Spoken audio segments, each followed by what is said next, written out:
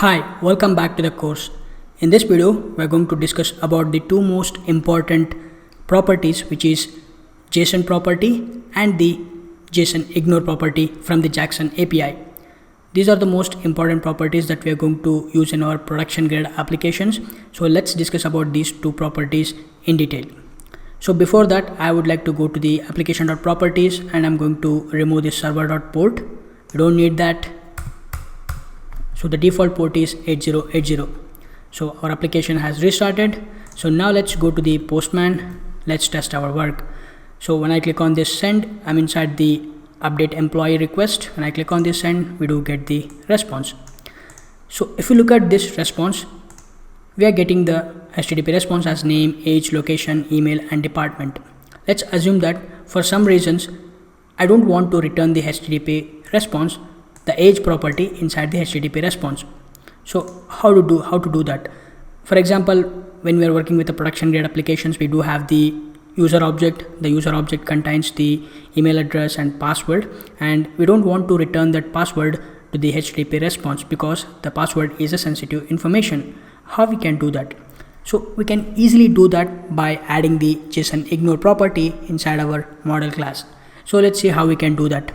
Let's go to the STS and inside the, let me close this application of properties and let's go to the employee.java. So inside this, let's say we don't want to return the age to the HTTP response. We can easily do that by adding the @JSON ignore property. So let's import this. So now we have added the @JSON ignore property to the age field. So let's save this and the application is restarted. Let's navigate to the Postman and we are sending the information name, age, location, email, and department. But when I click on this send, inside the HTTP response, we do get the name, location, email, and department. We are not seeing the age inside the HTTP response. This is a very useful feature.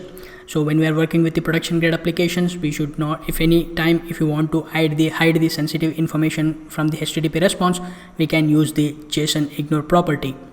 So other property that we're going to talk about is the @JSON property.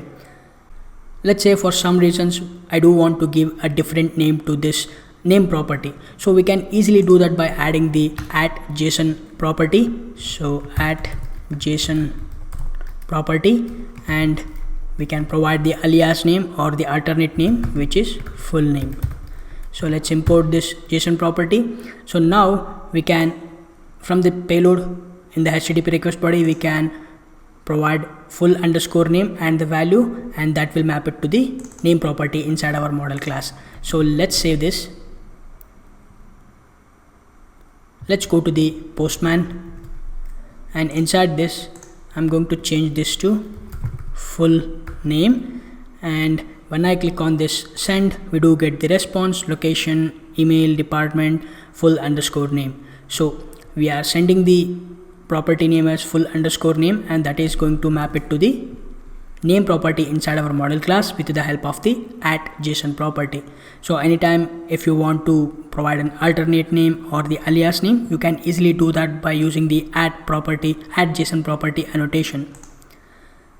Alright, so now I'm going to remove these two annotations. We don't need that. I have just showed you these two features for the learning purpose. Alright, let me remove unused imports. Alright, so now we are in a clean slate. We have a name, age, location, email, and department.